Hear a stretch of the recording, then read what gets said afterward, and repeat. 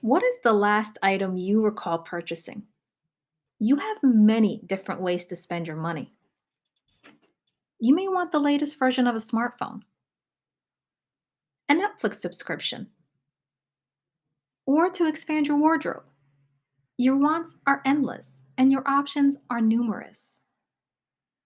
You are a consumer and you play a very important role in the economy.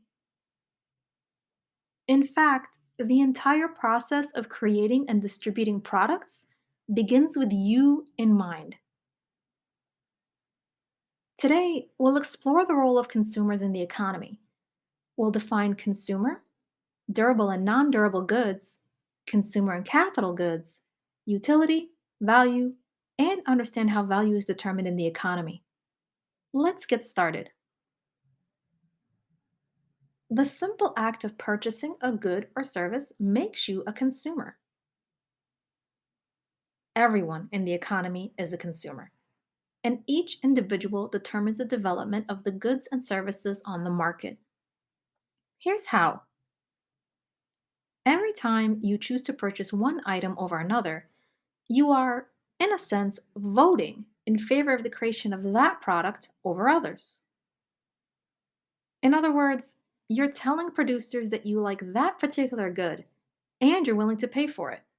This signals to them to keep producing it. The opposite is also true. For example, in 1993, the cereal company Kellogg's released a cereal called Rice Krispie Treats. It was popular for nearly 3 decades. But in 2019, they decided to change the recipe. By 2020, it was discontinued. What do you think killed Rice Krispie Treats? Based on what you've learned so far, you may guess that sales dropped. Kellogg's discontinued it to focus on the production of more popular cereal brands. This is how consumers signal to producers what is acceptable in the marketplace. Therefore, our decisions require thought and consideration.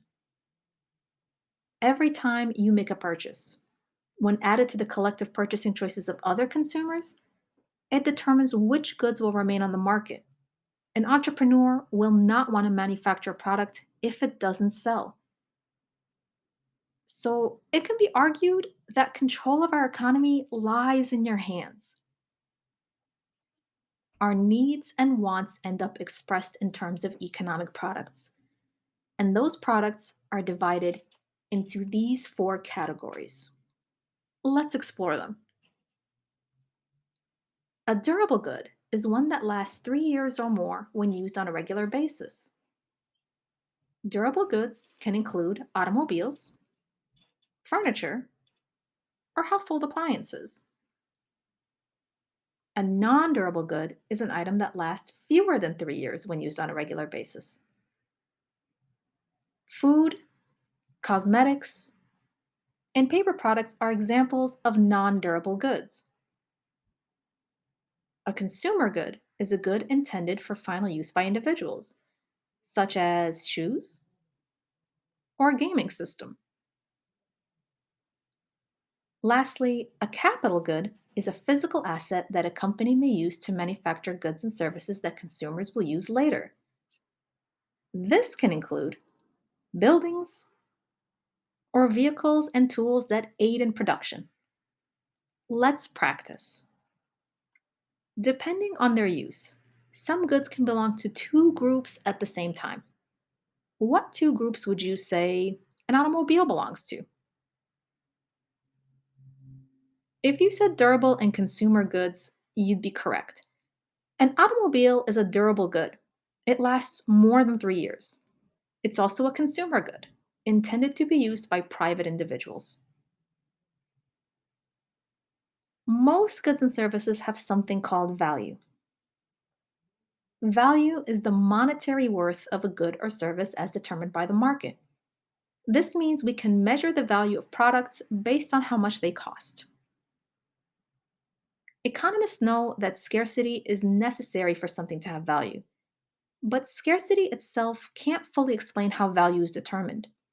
It turns out that for something to have value, it must also have utility.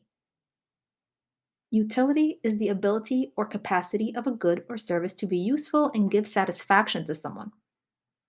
Utility isn't something that's fixed or measurable, like weight or height. Instead, the utility of a good or service may vary from person to person. For example, one person may get a great deal of satisfaction from having a personal laptop, another may get very little. One person may enjoy a live concert, another may not. Economists argue that for something to have value that can be expressed in monetary terms, it must be scarce and have utility.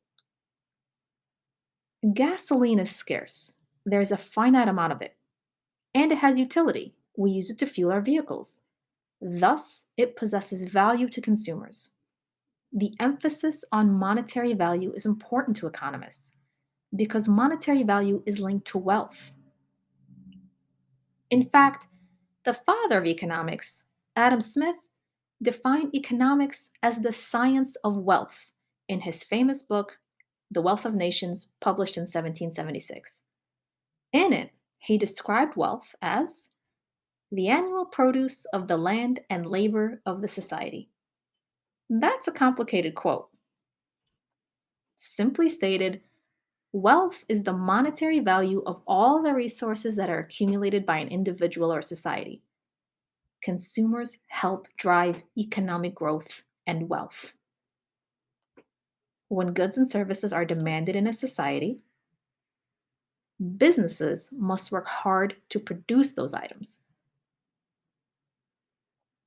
This creates a never ending cycle of buying and selling, which allows the wealth of a society to grow.